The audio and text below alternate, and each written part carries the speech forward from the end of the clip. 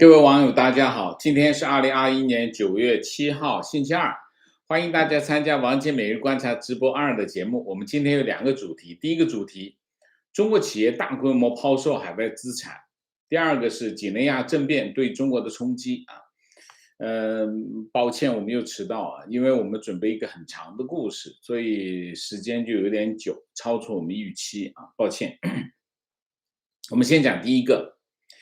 中国企业大规模抛售海外资产，那么我们讲这个故事要往更远一点的时间去讲。中国企业的炫富收购，我们要先讲中国企业的炫富收购，然后再讲现在的这个大规模抛售啊。中国企业的炫富收购大概是从2015年开始2015年的8月11号发生了一件很重要的事情啊。人民银行当天宣布调整人民币对美元汇率中间价的报价机制啊，从那天开始，人民银行不再制定这个人民币汇率的中间价，而是将这个定价权交给外汇交易市场，然后由市场的供求决定人民币汇率的定价啊。这个出来当天，人民币汇率就大幅的贬值，当天是跌了1100多个点。点子啊，基点，一次性贬值将近2%。那么在随后的几天里，人民币连续贬值3天之内跌了3%。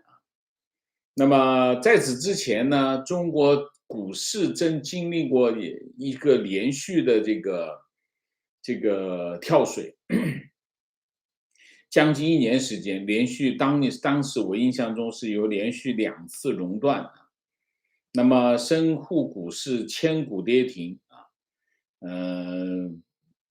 后来政府呢就减息啊，紧急救市啊，慢慢的稳定这个市场，结果市场这个惊魂未定，这个811汇改又突然来袭啊！811汇改的这个影响之大，不仅超出市场的预期，而且超出了人民银行自己的预期。那么人民银行人民币的持续的贬值，引发了这个新兴市场货币的贬值。当时的情况是，哈萨克斯坦、俄罗斯、巴西马来西亚、土耳其都开始货币贬值。那么当时很多国家很多经济界都担心这个东南亚金融危机再次发生。后来这个人民银行四处救火不断的保证说人民币没有这个持续贬值的空间然后从这个总理到这个人民银行行长轮番表态，人民币不会贬值。然后呢，人民银行就在市场买人民币，抛外汇。然后中间呢，涉及到一系列的什么呢？这个时候市场就开始不稳定，有些人就开始把钱往外搬，因为不知道人民币底在哪。很多企业就开始，当然那个时候外汇管制没那么严格，2015年的时候没那么严格，所以钱就开始往外跑。所以2015年开始，这个人民银行的当时的叫什么国际收支的表里面，第一次出现了1000亿美元的流出然后各种企业就开始套汇往外跑。这个时候开始，中国有一种企业叫权贵企业，权贵企业大家都听说过，比如说像万达比如说像海航比如说像那个安邦，当年的安邦的老板叫吴晓辉，吴晓辉是他的老婆，他的前妻是邓小平的孙女，这都属于我们讲的叫权贵企业，后面都是有人的，这前面的那个人跟后面的有家族关系的。那么这个时候呢，这个权贵企业就开始大举在海外收购那么当然最早在海外收购的是谁呢？是万达的谁？万达的王健林。王健林是在2012年，他早的2012年5月就收购什么呢？收购美国的第二大电影院线，叫 AMC 他打第一枪，这是王健林做的。然后万达后来就陆陆续续就开始在海外收购，他在海外陆续做了20次并购，20次并购，投资金额总额达到2450亿人民币，包括酒店、商业地产、这电影公司、娱乐、体育做很多，做海外投资。那么这是王健林的万达，然后是海航，海航后来他的老板也叫王健，但是那健康的健，王健后来在法国摔死了。海航集团是2015年到2017年，在全球做了28次并购，当然他国内也并购，海外并购并购了28个，总共是投资了400亿美元400亿美元。然后是安邦，安邦当时是最凶狠。安邦是2015年2月，它的安邦的收购非常炫目20亿买下华尔道夫酒店那一下子全世界都认识这个安邦集团。然后呢，以4.5亿收购纽约大道上的 Plaza District 大厦7月份1.5亿收购荷兰的 Vivid 保险公司，9月10.4亿收购韩国的这个上市保险公司东洋人寿。安邦累计海外收购海外资产的收购是300亿美元。然后呢，当然这个时候其他的企业往外跑，钱都往外跑。从2015年的汇改811汇改一直到2017年，慢慢的稳定下来。2017年人民币汇率基本上稳定下来，这个期间中国的外汇储备减少了1万亿减少了1万亿那么当然其中有几千亿是人民银行在外汇市场这个保卫人民币用掉的。那当然最先开始卖这个海外资产的是谁？就权贵企业到了2017年，习近平怒了，这些权贵企业把钱，大家知道去海外收购是什么？收购海外资产是什么意思？收购海外资产的意思就是把钱搬到海外去。那你想一下，这个把钱搬到海外去，那怎么行？习近平怒了，怎么办？切断，这些权贵企业，他们没有生产能力，他们不是说我像李嘉诚一样，我这个企业越长越大，经营很厉害，然后去收购不是这样。他们收购的钱从哪里来？从银行来，他们自己没有靠这个经营获得资金，他们是去银行借钱。银行为什么借钱给他？因为他后面有权贵，所以我们叫权贵企业。那权贵企业打招呼，那么就给钱给他。习近平发怒，所有的银行开始停止对这些权贵企业贷款，然后开始抓人，然后王健林动手快这个态度比较老实一上来就开始卖，王健林就开始卖资产，所以他稀里哗啦就开始卖，所以王健林活下来活到现在。那么从17年开始卖，17年他6月份，这个股债双杀，这个万达集团股债双杀，然后他就开始卖资产，连滚带爬。2017年到2020年总共卖掉了2300亿的资产，海外资产整个卖掉，亏损了多少？800亿，亏掉了800亿然后安邦就是吴晓辉抓这个2018年2月抓吴晓辉然后接管，就直接把整个安邦集团给接管，过万亿资产直接收掉海航就是王健在法国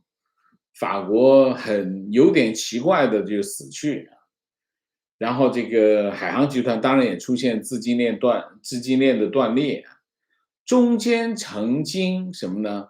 中间海航曾经好过一阵子啊，就是说自救，银行也开始松了一阵子。这跟什么有关系？海航是跟谁有关系？跟王岐山有关系啊。王岐山是海航背后的那只手。海航的处境和王岐山与习近平的关系也直接关系啊。他们俩翻脸，海航资金链就断了。他们俩关系稍微好一点，曾经有段时间曾经自救，后来又不行，最后还是破产。然后他都开始卖，海航卖资产，也开始卖资产，卖掉这个伦敦金丝雀码头写字楼项目，卖掉这个什么什么软件项目等等，开始卖，都在卖，安邦也在卖，安邦是要卖掉100亿资产，100亿美元的资产。那么这就是从谁开始？从这些权贵企业开始卖资产。2018年开始卖，其实2017年开始卖。到了2018年，中国陆陆续续的修补它的外汇管制中的一些漏洞。到了2018年，中国的外汇管制成为史上最严格的外汇管制啊，就是防止这个资金外流啊。然后当然到2019年，中国就开始出现了最严峻的经济形势。其实最严峻的经济形势是从2019年开始。然后到了2020年就是疫情啊。那么到了今年，今年的情况是什么？今年的情况就是权贵企业不卖完了吗？现在中国企业其他的企业开始卖海外资产啊，各种企业都有，国企、私企都在卖，原因相同，就都是一样，缺钱啊。彭博社统计，今年一连串中国企业出售啊。彭博啊，一个是中国天银，6月以18亿美元出售他们在西班牙的废物管理公司，降低这个负债率。这是首创10亿美元出售在新西兰的废品处理公司啊。他这家公司是2014年用6亿7千万美元买入，然后是三峡集团。这都国企，三峡集团准备出售它的在海外可再生能源投资组合25%，价值20亿美元。那么新加坡政府投资公司是潜在买，和中投都是潜在买家。中国制药是考虑出售德国血浆供应商的股份啊。苏宁5月份出售谁？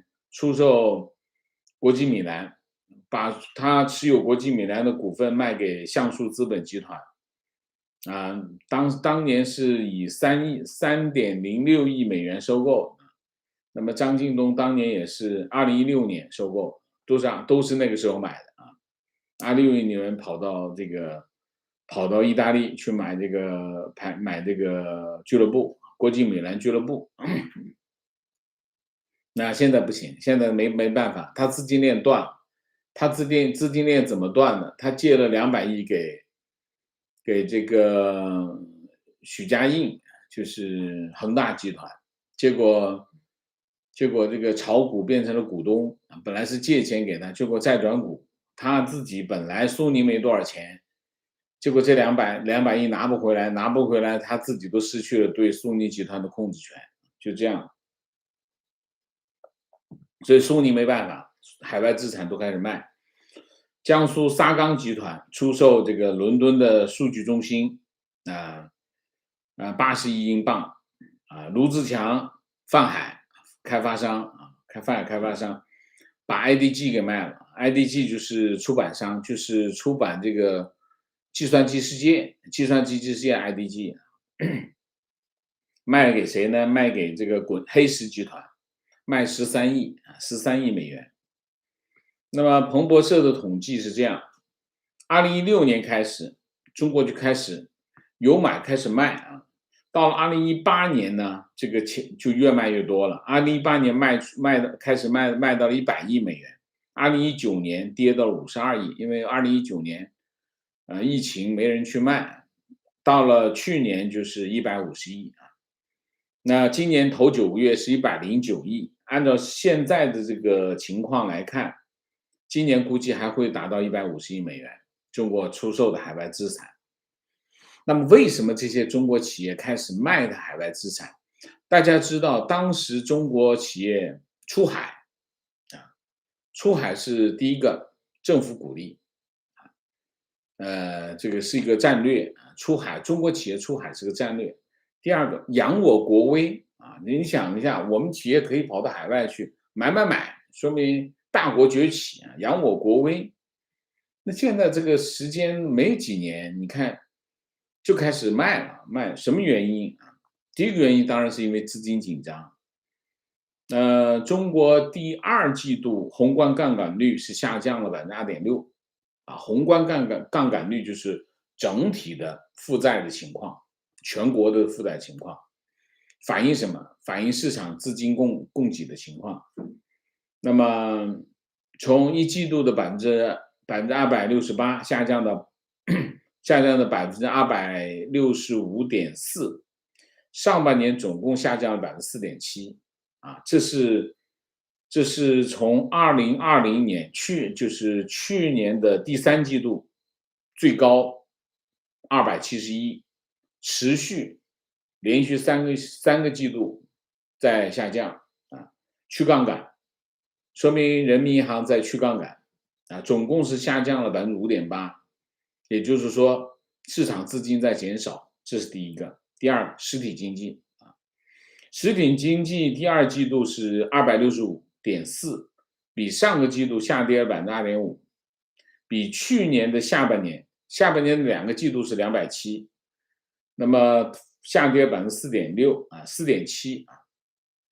那么虽然从去年到现在，人民银行每次出来都喊一句话，支持实体经济，但是你可以看到，实体经济杠杆率在持续下跌，连续跌了2个季度。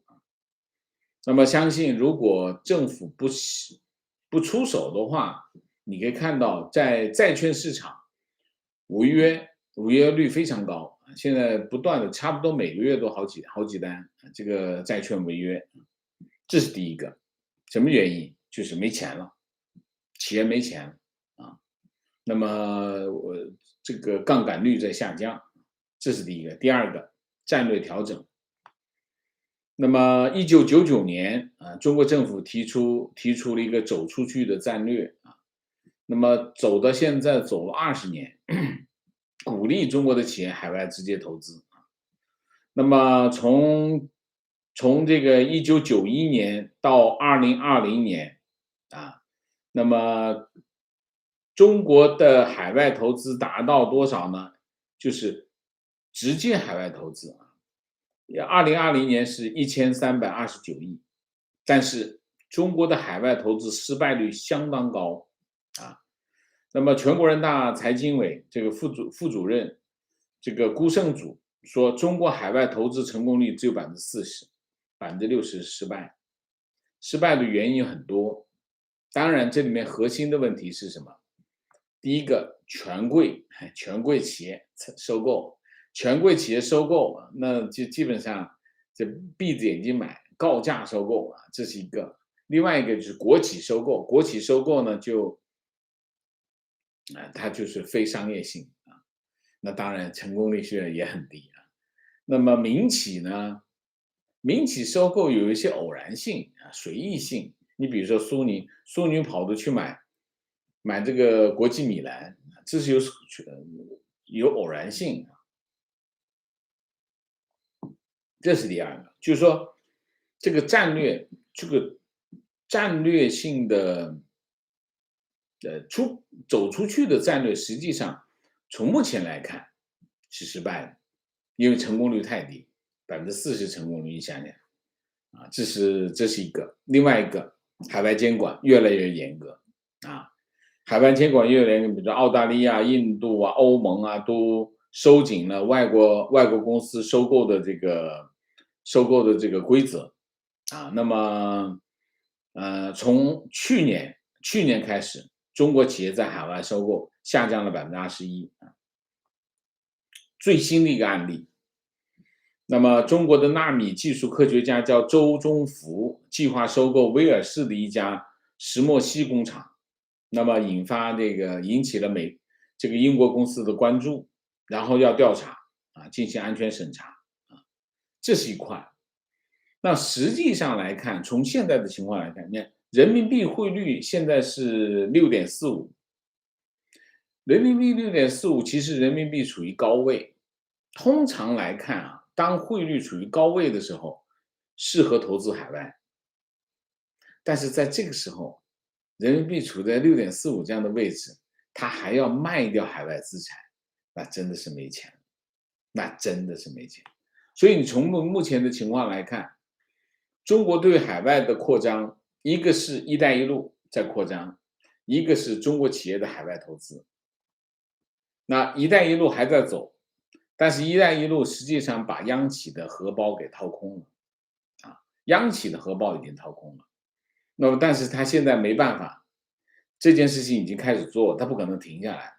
那么现在就是银行在支持央企在做这些海外“一带一路”的项目，那银行实际上捆在里面，这是一头。另外一头就是中国企业海外投资。中国企业海外投资，我们现在可以得出一个结论，就是中国企业向外扩张已经历史性的结束了，没有办法，短期之内中国企业已经没有力量再向海外扩张，它现在开始在卖资产啊。为什么？是中国经济的问题啊。这我们今天就把这个第一个主题就跟大家从猴子变人跟大家讲一遍。那么另外再讲讲这个，我们昨天有网友问几内亚政变的事儿啊，我们今天讲讲。几内亚在西非9月5号发生军事政变啊，叛军宣布逮捕了这个现总统孔戴啊，那么废除宪法，解散政府啊。几内亚呢是一个矿产资源非常丰富的国家，那么在中国企业在当地也有投资，非常多的投资，而且是重磅性的投资啊。那几内亚呢以前是法国的殖民地。它的位置在非洲的西海岸，撒哈拉沙漠以南啊，它南接这个象牙海岸，西临这个北临几内亚比绍、塞内加尔。它原来是法国殖民地，面积是24万平方公里啊，跟谁差不多啊？跟24万平方公里，跟广西差不多啊。它是属于世界上最不发达的国家之一啊，人均 GDP 是1244美元啊，然后就是9月5号啊，孔戴给抓住了啊，给这个叛军抓了。其实他们叛军只有20多个人啊，然后叛军宣布废止宪法，解散政府，全国宵禁，关闭陆地边境，抓住孔戴，然后完了以后呢，然后就举行这个政变的领导人叫马马迪·敦布亚，他在9月6号宣布召集政府方面的高级官员开会，要磋商讨论这个政权过渡的方向，组建一个民族统一政府啊，负责过渡期的政务，而且保证不报复前政府的工作人员。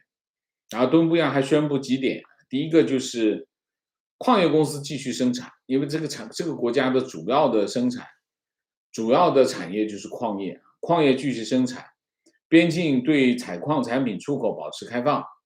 然后承诺遵守采矿协议有关的所有的义务，鼓励外国资本向几内亚投资并给予优惠待遇啊。那么实际上这次的这个敦布亚呢是个上校，特种部队的上校，参加政变的人只有20多个人。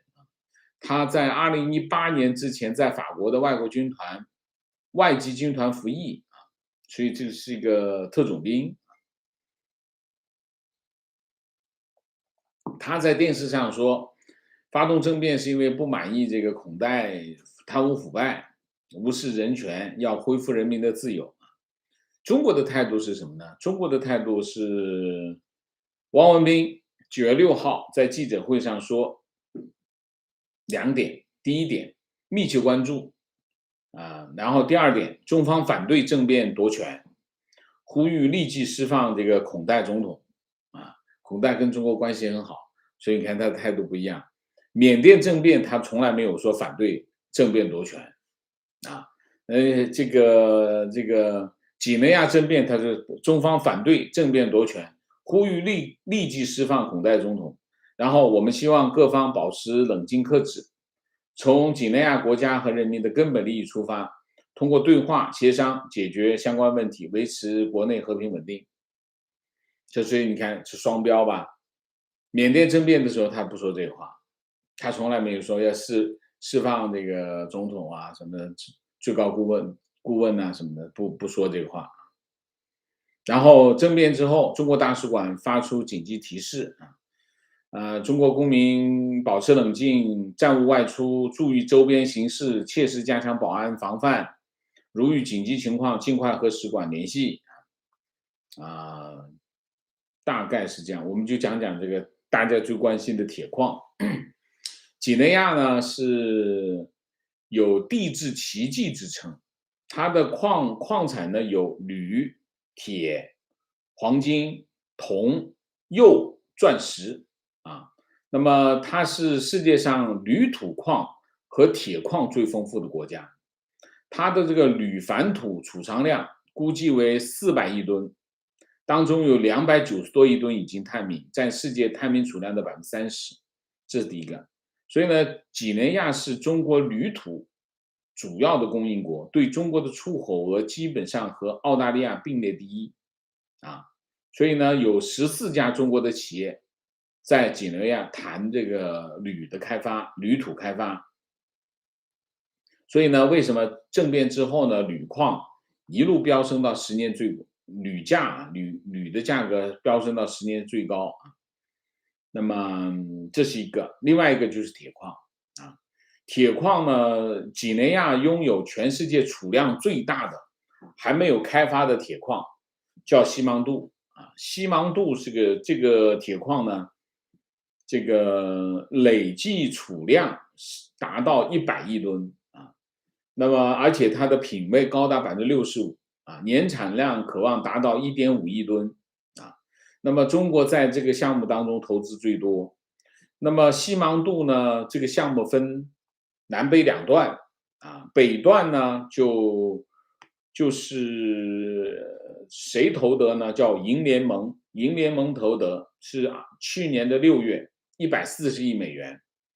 银联盟包括谁呢？新加坡伟力集团、烟台港集团、山东魏桥创业集团几内亚联合矿业供应集团，那么是这几个成员这是北集团。南段呢，银集团就是中国企业为主。南段呢就是力拓力拓占45%，然后中铝，然后中国五宝就是中方的联合体占39.95%，几内亚政府占15%那么西芒杜铁矿有难度，现在还没开，现在还在进行当中还没有产出还早着呢西芒杜铁矿的最大的难度是什么？最大的难度是这个几内亚政府提出要求，必须在几内亚境内修一条650公里的铁路，然后再建一个深水港，这样的话就可以把铁矿运出去因为你们运不出去没有用那么这个五宝集团做过前期的调研，估计南段这个基础设施投资，包括开发投资在内，总共是150亿美元150亿美元。那么前面是150亿，后面是150亿，加在一起300亿，这还没包括这个修这个铁路和建设深水港的钱。那么中国的铁矿石80%是依赖进口，每年进口总量10亿吨，10亿吨，60%来自澳大利亚。中国跟澳大利亚翻脸，就一会儿进一会儿不进，结果每次都折腾自己。那么20%呢，来自什么？来自巴西，巴西淡水河。那么最近2年，这个去年是涨得最高啊，涨得最高。澳大利亚呢就很巧妙的控制这个铁价的这个铁矿石价定价所以呢，中国呢就一直很想找一个替代西芒杜呢就是其中一个替代，而且中国给这个西芒杜这个项目取了个名字叫澳大利亚杀手。但现在的问题是什么呢？现在的问题政变之后，虽然这个叛军说承认以前的这个权益，但是他握着枪不好说的，这个风险还是有风险是有。中国在几内亚的投资，现在其实是面临的风险面临风险。那么当然还有一个问题，中国现在还要忍受澳大利亚铁矿石的涨价，现在就是一个这样的情形。所以总的来说，形势是不是可控？总的形势来说没有那么恶劣，因为形势从目前来看情况还比较平静。但是后续到底怎么发展，我们继续观察，好吧？好，那我们今天就把这2个项目跟大家报告一下这不是政治议题主要是经济议题不过这个经济议题其中有一个核心的问题是什么？就是中国形势开始发生变化，这些变化大家要小心，要小心。好吧，那我们今天主题就讲到这里，我们下面进入互动。进入互动之前，温馨提示，请大家点赞，请新来的网友订阅，请大家加入我们的会员，支持我们做更好的节目。那么进入互动之后，请大家不要聊天4个情况、问题、观点、情绪明谢 Mike 猪，谢谢 Jumbo HJ1985，谢谢提问：这些企业为什么卖优质资产来救劣质资产？这是好问题。这相当于把自己保险库里的现金存到土匪开的钱庄里吧？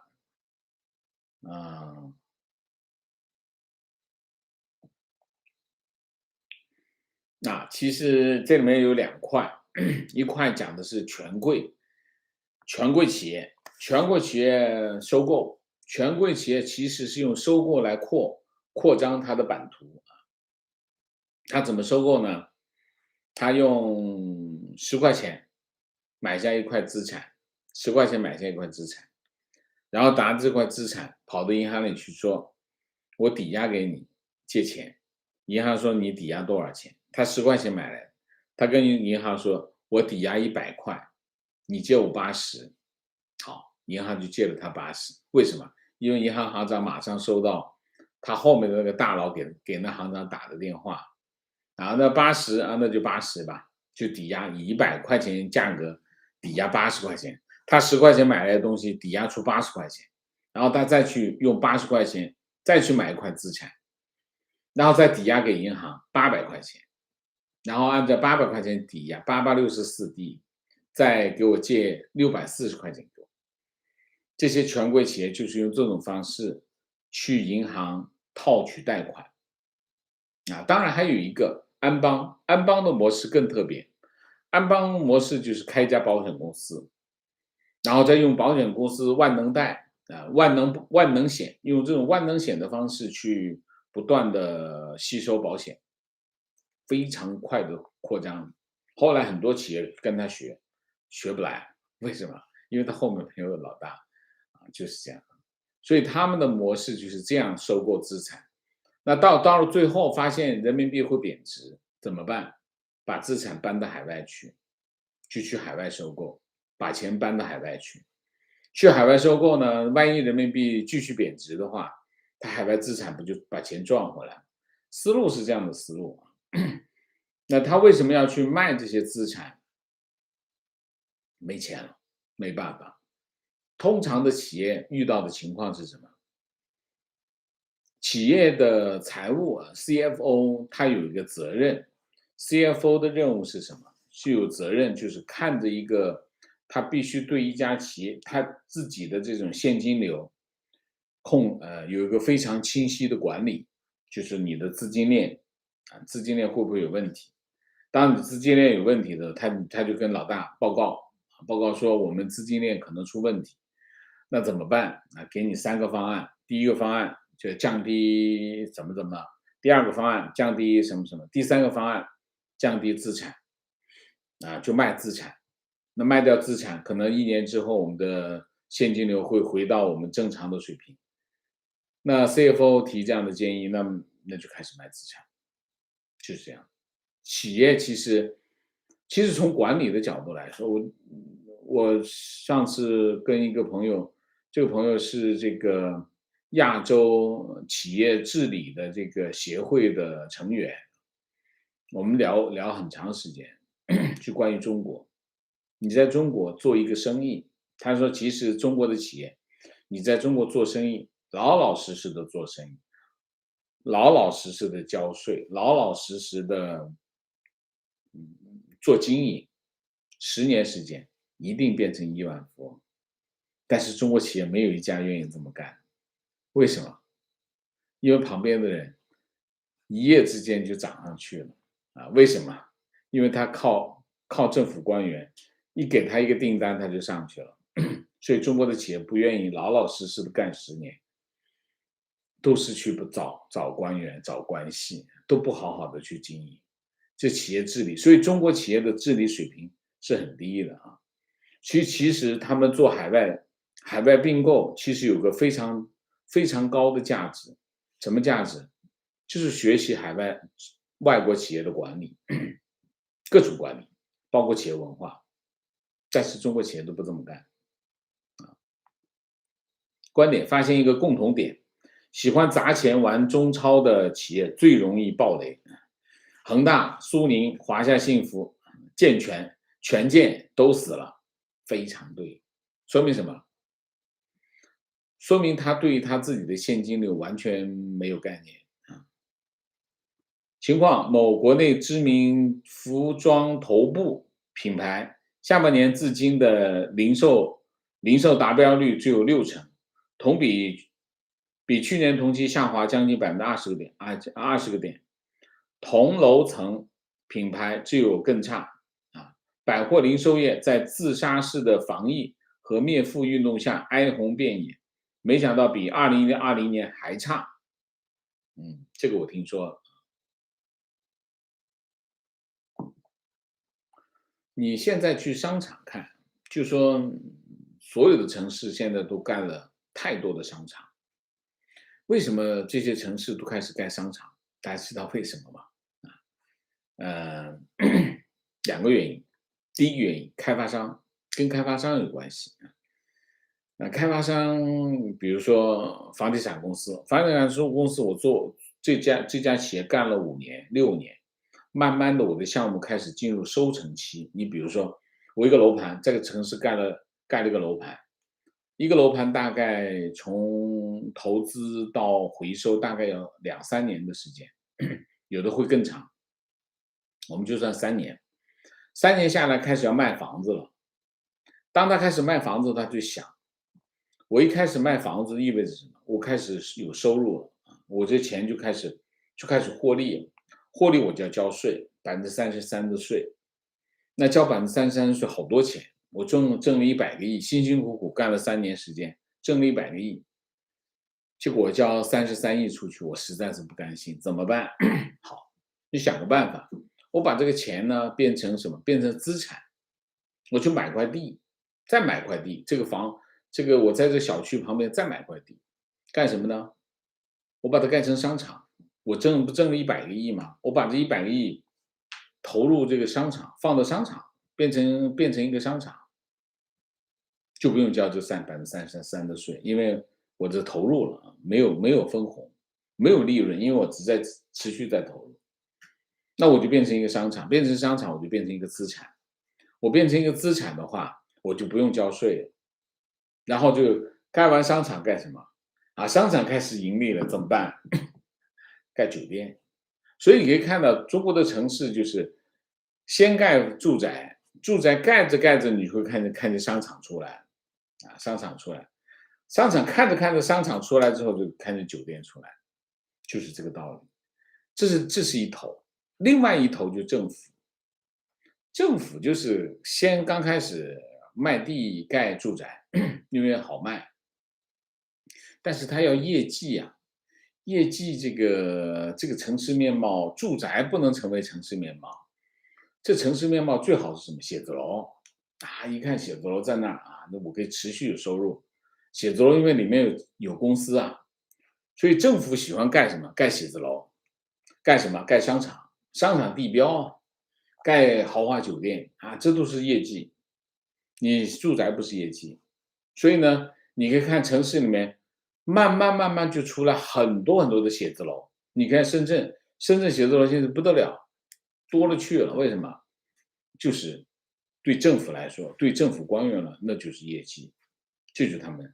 所以你现在你去看一下商场，所有的城市，你不要说，就是我们刨掉什么？刨掉这个网购的因素，就是没有网购的因素，中国各大城市的商场都过多，死定啊！观点：截止目前，仍然是世界第二大经济体的中国，又是一个能源严重缺乏的经济体。任何大宗能源来源的动荡不安，都会拖累第二大经济体的安定稳定。甚至一个稍微大一点的动荡不安，可能导致第二大经济体突然风筝落地。钢铁行业产业链可能是最显眼的表现。钢铁行业就很复杂了。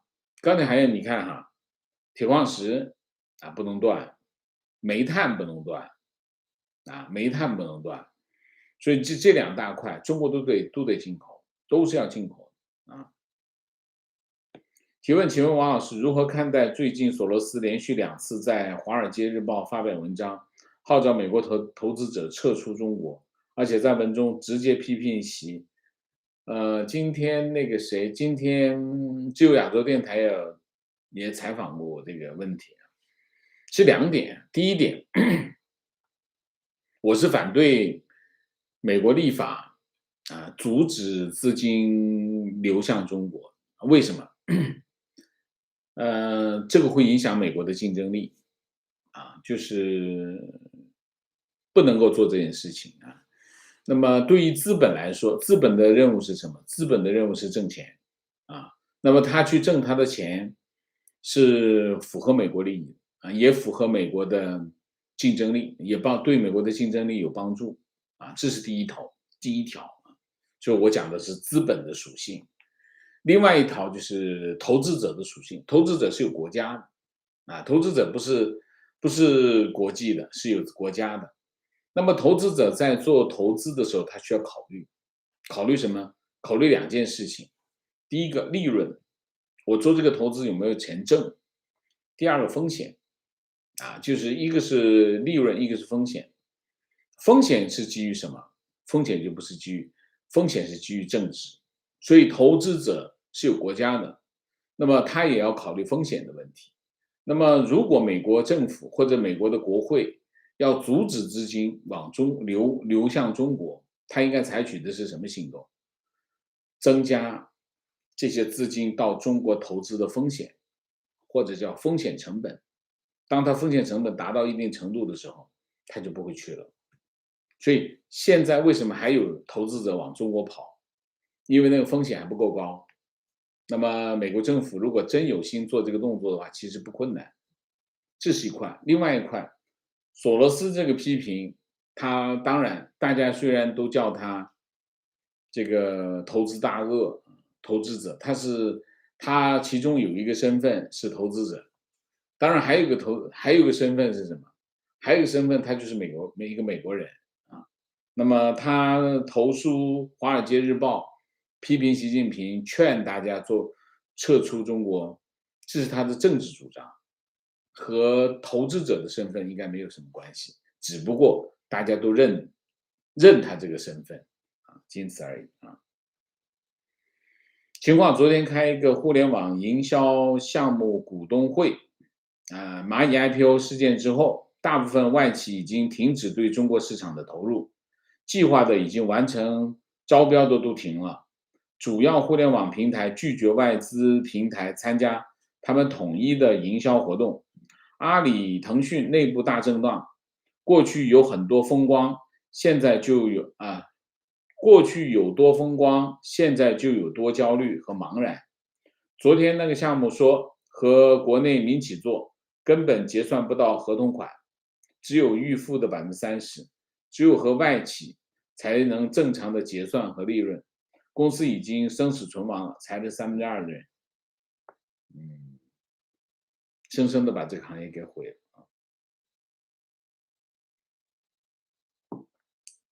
观点，有人说习近平比薄熙来温和，对企业家来说，薄习之间没有什么多大区别。薄熙来把企业家抓起来，叫成打黑的黑，然而习也没有比较温和。赖小民从审理到判处死刑没有几天的时间，说习更可怕都行。其他企业家怎么死的都不知道，多的是，新闻不报就行了，绝对不温和。对企业家来说都是如履薄冰。薄熙来在重庆黑打，号称打黑社会，抓黑社会，但其实是黑打就是把很多企业家抓起来，说他是黑社会，然后就让他签个协议，把企业卖了啊，就是这样。在重庆这件事情干了很多。那么习近平比薄熙来温和吗？你觉得呢？我不知道谁说觉得习近平很温和。你看看从那个团灭，从那个团灭再到收拾阿里跟蚂蚁集团到滴滴，温和吗？你要不要试一下啊？情况，继限制未成年游戏法生效后，又有人大代表提出限制成年人游戏时间，提倡11PM 到9AM 关停游戏服务器。我说了吧，他能够管你们家孩子，就能管你能管游戏，还能管别的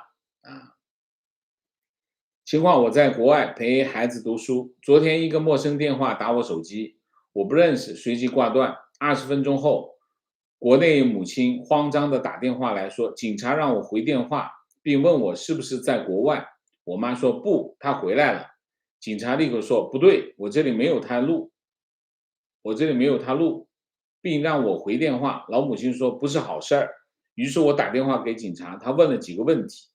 我是否在国外，在哪个城市，什么途径出去，在国外的目的，是否在工作，换了护照后为什么没有出入境记录，说是上面给的任务名单上的都要查。我的天哪，这什么鬼为什么？情况，新西兰留学，身份证过期需要换，公安局让我写委托书，准备清单，说没说需要微信号，但是委托书规范本里要求微信号，我想这应该是专门针对海外留学生的吧。虽然已经不常用微信，但我也准备先不写微信号试试。提问：我从小接受的教育是老百姓做好事不留名，为什么警察或者军队做一点事情就大肆宣传？因为他们不做，好事所以要告诉你观点：现在生活在中国各个阶层的青壮年，尤其是城镇人口，基本上是文革后出生的，在与世界流行文化里成长起来的，不但没有经历过文革，而且应该大多数觉得文革荒唐，觉得朝鲜式的生活是个笑话。包子那套思路，其实在公园吹牛的老头，或者是跳广场舞的大妈那里，可能有不少知音。他们都是错过教育的一代人，但他们在社会没有多少话语权。如果现在又回到以阶级斗争为纲，中国的主力大军有多少人高兴，有多少人害怕？这是个好问题嗯，我知道，就是其实现在的，80后、90后、00后，甚至70后，70后也没经过文革，但是70后是能够感受到文革，因为在他成长的过程当中，社会还是有很多关于文革的讨论，所以70后对文革是有概念，80后基本上就没有什么概念。80的成长时代，文革已经很少提起，中共也不提文革，不说文革。那么90后就不用说了，80后、90后、00后这些更不用谈。所以实际上，现在社会的中间是不了解文革，不了解文革，这才是问题的核心。就是说，就是因为不了解，所以呢，中共搞的现在的习近平搞的那套东西，他们不知道有多危害，这个很重要。然后配套的洗脑，所以就是因为他们不知道，才危险，才这个社会才危险，否则的话不会有这么危险啊。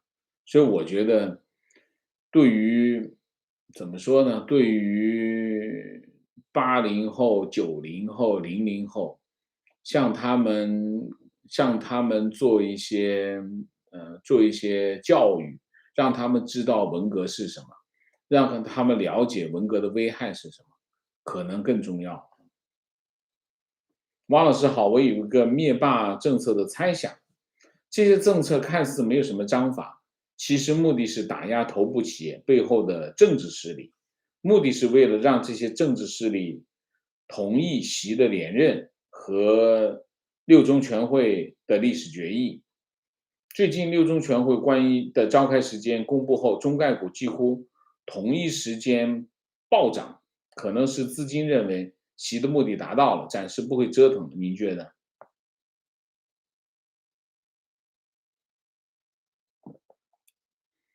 头部企业后面有没有政治势力呢？都会有政治势力你不可能，基本上你来到一个这种级别的企业，你都得找一个政治上的保护伞。但是呢，情况是什么？情况大家可能你这么看，你不了解这些企业跟官员之间的关系官员跟企业的关系就是什么？就是主仆关系它不是因果关系，它也不是个共生关系，它是个主仆关系。就是他让你活，你就能活；他不让你活，你就得死。基本上差不多就这样。所以他能够，他背后如果跟他有关的话，他生杀大权在官员手里，大概是一个这样的关系。所以，如果折腾这些头部企业是为了打压他背后的势力的话，那就高看了这些企业。这个企业对后面的政治势力没有影响力，基本上是这样。嗯，他们需要用这种方式来沟通吗？我觉得不是。其实对于这些官员来说，他们最重要的任务是什么？对于这些官员来说，第一个保住自己的位置，第二个往上升。